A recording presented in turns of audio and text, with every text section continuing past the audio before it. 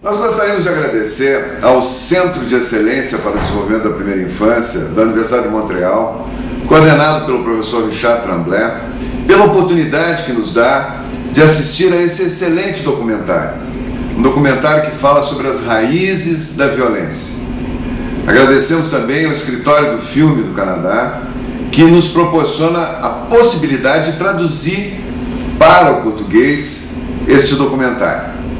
Na verdade, nos últimos 15 anos, estamos assistindo a uma sucessão de descobertas científicas que apontam para o início da vida como o período onde a violência, o comportamento agressivo e antissocial se organiza na mente humana.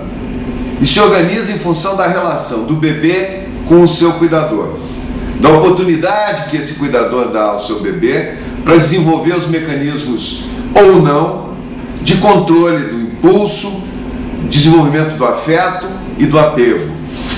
É justamente nesse período da vida que ficam as raízes do comportamento social, solidário, pacífico ou do comportamento violento.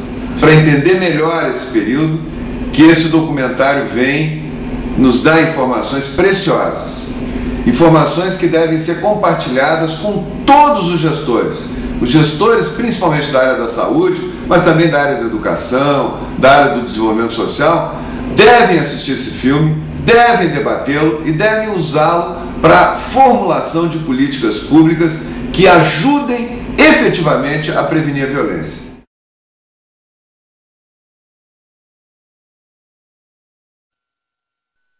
Ce documentaire présente des scènes de comportements agressifs qui sont normaux et fréquents chez les enfants de 0 à 5 ans. Ces images ont été tournées dans le milieu naturel des enfants et ont été sélectionnées par les auteurs uniquement en vue d'illustrer les propos du film. Aucun diagnostic n'est posé en rapport avec les comportements observés.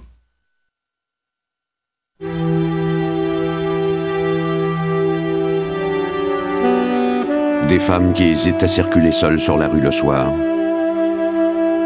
Des personnes âgées qui n'osent plus sortir. Des méfaits de toutes sortes qui se multiplient et des prisons qui débordent. On comprend pourquoi la violence physique est une préoccupation de plus en plus grande dans nos sociétés modernes.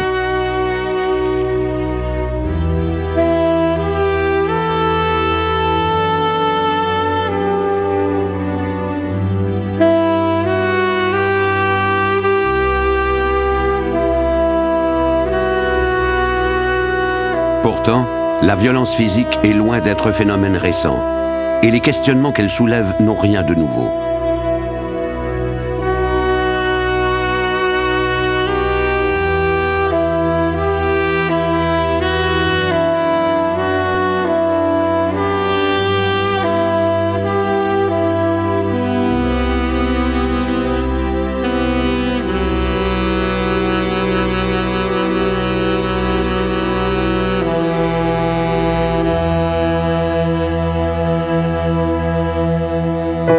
On s'est toujours demandé comment d'innocents bambins finissaient par devenir des adultes violents.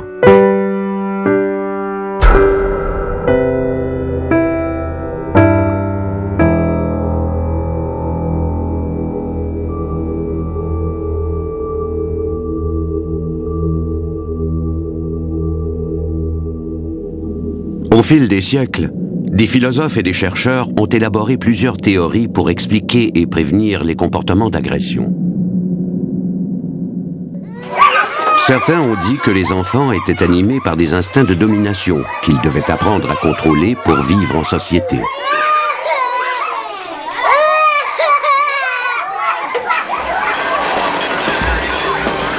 D'autres ont conclu au contraire qu'on ne naît pas avec une prédisposition à la violence physique.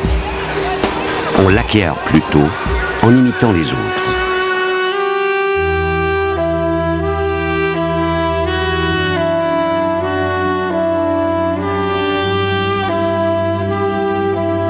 Depuis près de 2 siècles, dans tous les pays industrialisés, les statistiques officielles sur le crime tracent à répétition la même courbe. Cette courbe, dite de l'âge et du crime, montre très nettement que c'est à l'adolescence et au début de la vie adulte que les humains sont le plus souvent arrêtés et condamnés pour des agressions physiques. La majorité des citoyens semblent conscients de ce phénomène.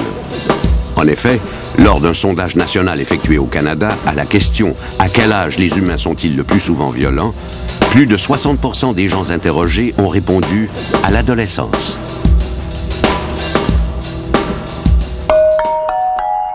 L'idée qu'on apprend à agresser est bien ancrée dans l'opinion populaire et dans plusieurs théories modernes. Le petit de l'homme viendrait au monde pur et innocent, avec une tendance naturelle au comportement pacifique. C'est l'environnement qui transformerait certains enfants en brutes à mesure qu'ils grandissent. À la fin de l'adolescence, ils auraient complété cet apprentissage de la violence.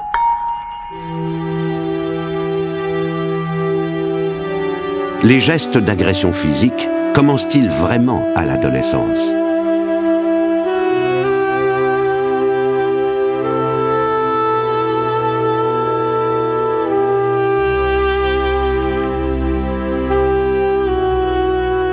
Rappelons-nous combien le monde a été consterné ces dernières années par des cas d'enfants de moins de 11 ans qui ont commis des meurtres gratuits sur d'autres enfants. Not knowing if their child was dead or alive. Oh my God, my baby. Police say the 6-year-old boy fired one shot.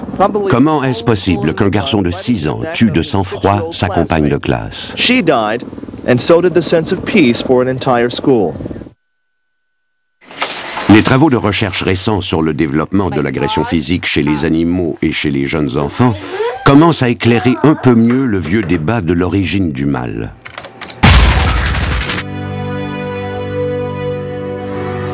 Au début de sa carrière, le docteur Richard Tremblay travaillait à la réhabilitation des criminels dangereux. Les échecs à répétition avec les adolescents et les adultes l'ont convaincu que pour prévenir la violence, il fallait comprendre le développement de ces comportements depuis la toute petite enfance. Pour cette raison, avec de nombreux collègues répartis un peu partout dans le monde, il scrute depuis plus de 20 ans le développement de milliers d'enfants et d'adolescents. Le problème avec les études qui soutiennent la théorie de l'âge relié à la criminalité, c'est qu'elles se sont centrées sur des adolescents et sur des adultes. Et on utilise uniquement l'information concernant les jeunes ou les adultes qui se font arrêter par la police.